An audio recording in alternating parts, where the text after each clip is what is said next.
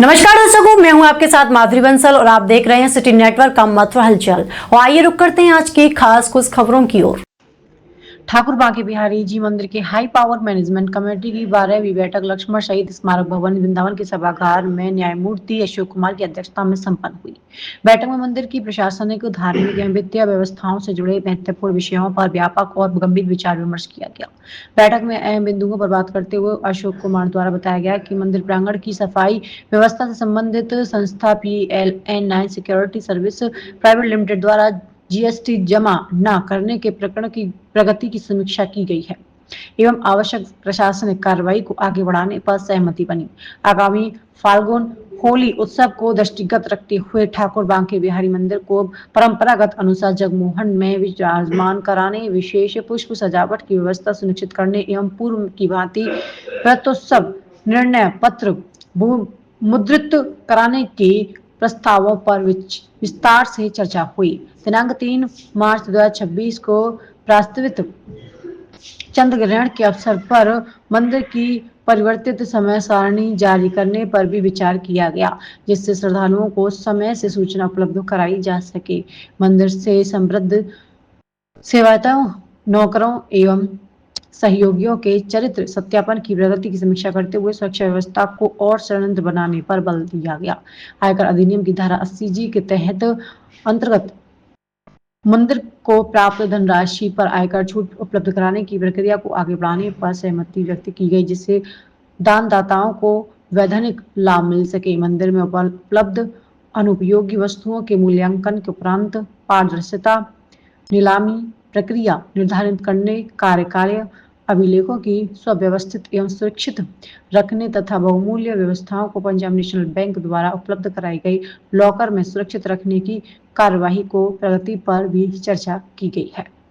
वित्तीय पारदर्शिता को संरक्षित रखने के उद्देश्य से वर्तमान में संचालित खातों भारतीय state bank, Canara bank, Punjab national bank एवं HDFC बैंक में नियमित संचालन जारी रखने एवं अन्य बैंकों में पूर्व से जमा धनराशि की समेकित करने एवं अधिकृत अधिकारियों के माध्यम से संचालन सुनिश्चित करने के विषय पर भी विस्तार विमर्श किया गया। इसके अतिरिक्त ठाकुर श्री बांके बिहारी जी के पक्ष के लिए गए बैनामों के अनुमोदन, भोग प्रसाद हेतु प्रतिदिन व्यय राशि 22,300 से अधिक, प्रस्ताव मंदिर से निकलने वाले पुष्प, तुलसी एवं मालाओं के व्यवस्थित निस्तारण एवं चबूतरे पर भेंट एवं किन्नर रसीद काउंटर स्थापित करने जैसे विषयों पर भी सकारात्मक चर्चा हुई। होली भी आ रही है, तो उसको लेकर के कोई खास? देखिए, आप सभी उपस्थित थे मीटिंग में, सभी सदस्य महोदय थे, हमारे गोस्वामी बंधु थे, जितने भी लोग थे।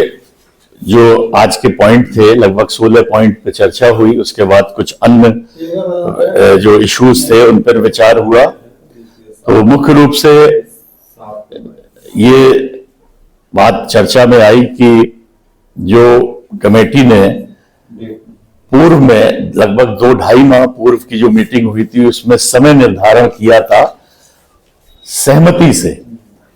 चारों हमारे गोस्वामी बंधुओं की सहमति से समय का निर्धारण किया गया था, कब मंदिर के कपाट खुलेंगे, दर्शन का समय निर्धारित किया गया था। ये सभी सदस्यों ने, गोस्वामी सदस्यों ने लिखकर खुद हाथ से दस्तखत कर टाइम अपने हाथ से लिखा था। उसके पश्चात किन्हीं परिस्थितियों में दबाव में आकर समय का अनुपालन नहीं किया जा रहा है।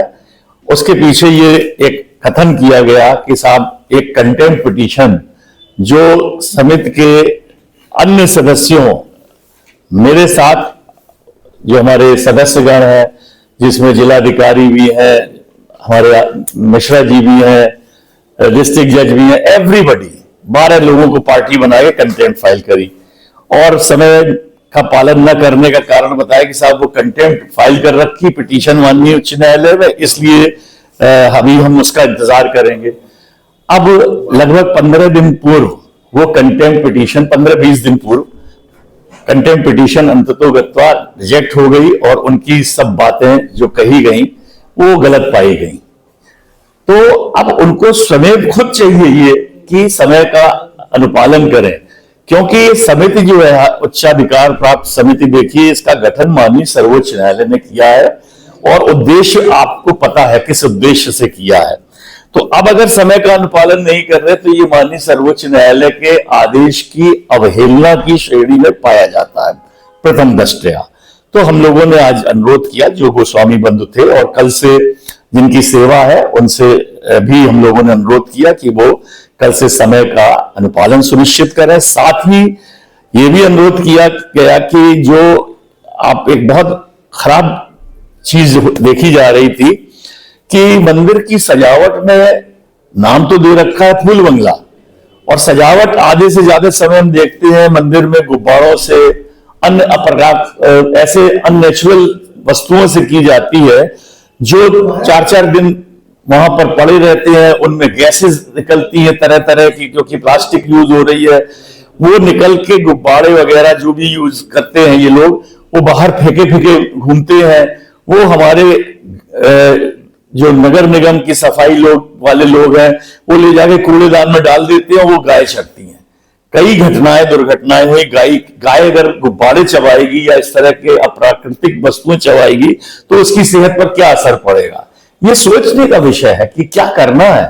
तो आज ये निर्णय दिया गया है कि अब भविष्य में कल से सिर्फ और सिर्फ प्राकृतिक वस्तुओं के माध्यम से, अर्थात फूल पत्ती माला, इनके माध्यम से ही बिहारी जी का प्रांगण में जो सजावट होगी, जो विधि अनुसार उन्हें करनी है, वो उसी मात्र से होगी। और ये निश्चित कर दिया गया कि अन्य कोई वस्तु का प्रयोग नहीं किया जाएगा। दूसरी चीज ये तय करी गई है, कुछ चर्चा हुई है, तय तो अभी नहीं हो पाया, लेकिन हाँ मूल रूप से चर्चा हुई कि जो हम देखते हैं मालाएं चढ़ती हैं तरह तरह के फूलों की, बाहर से फूल लोग लाते हैं, हजारों लोग हजारों मालाएं चढ़ाते हैं प्रतिदिन, वो ऊपर से फेंकी जाती हैं। ये बड़ा अनुचित है।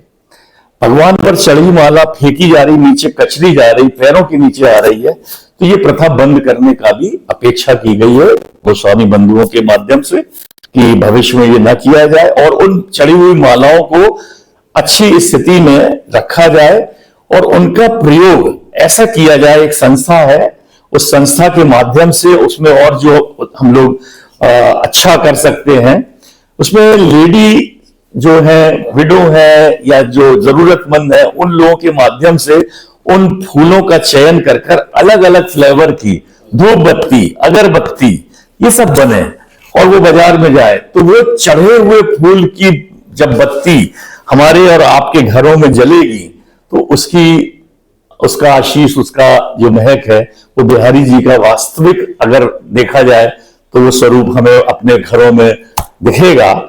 ये मुख्य बिंदु थे और कुछ ये बिंदु आए, कुछ रजिस्ट्री भी हुई है, 7 रजिस्ट्री हो चुकी हैं और आगे की कार्रवाई की जा रही है और लोगों से अपेक्षा है, प्रस्ताव दिए गए कि क्या क्या उसके एवज में हम लोग देंगे और उस पर विचार भी किया जाएगा।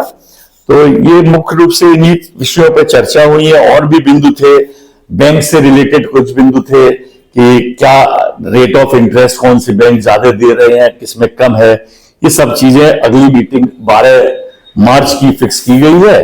तो तब तक इन सबसे बैंक वगैरह से अपेक्षा की गई है कि ये लोग अपनी अपनी रिपोर्ट दें।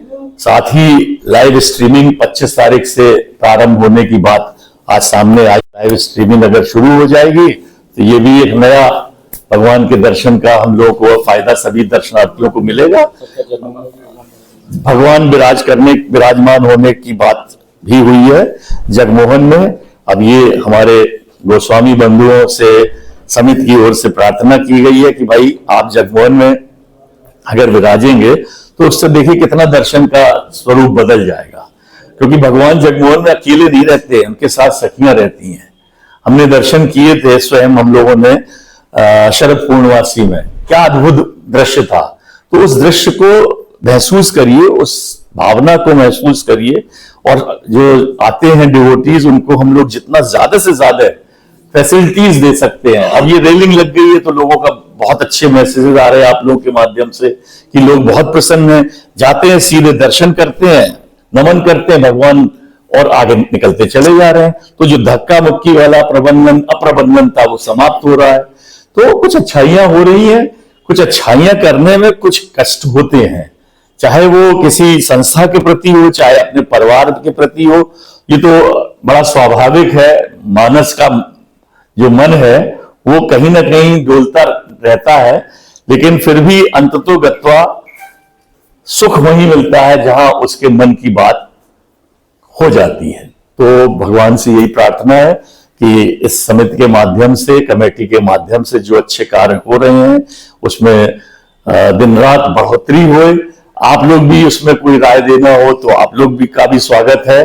आज हमारे गोस्वामी परिवार की महिलाएं भी उपस्थित थी, दोपहर में आप लोग ने देखा था, उनसे बहुत सार्थक चर्चा हुई और बड़े संतुष्ट पूर्ण रूप से वो सब यहाँ से गई अपने अपने स्थल पर। तो हर चीज को पॉजिटिव, हमारा देश पॉजिटिविटी, सकारात्मकता के लिए है। नकारात्मकता जिसके व्यक्तित्व में रहेगी वो जीवन में बहुत कुछ कर नहीं सकता, ये आप पक्का जान लीजिए। चाहे वो जैसे रूप धारण कर ले, लेकिन वो फिर भगवान भी देखता है। और स्वयं को भी जब आईने में देखो, जैसे जज है आप, अगर जज है तो जब वो चेंबर से ऊपर जाता है, कोर्ट करके नीचे आता है, तो जो मैंने महसूस किया, करता था मैं कि सबसे पहले मैं जाके अपने चेंबर में जो शीशा लगा हुआ था, आईना, वहां जाके स्वयं से बात करता था कि आज मैंने कोई गलत कार्य तो नहीं किया, और अगर गलत कार्य किया होगा तो मेरी आंख अपने को नहीं देख पाएगी। यही जीवन का सत्य है। तब आपको लगता है कि हाँ हमने कुछ किया, जब सामने वाले से आप आंख मिला पाए। और जो बहुत बुजुर्ग हैं उनकी सुविधा के लिए तो ये नई नई चीजें आएंगी, इन पे विचार होगा और जो उचित है उन पे कार्रवाई भी होगी। अगर आप सोचिए आपके परिवार में कोई 80 साल की महिला है, दादी है, माँ है, और उन्हें कष्ट है उस लाइन में, तो उनके लिए प्रबंधन करना भी कर्तव्य है हमारा। तो ये सब हम लोग करेंगे।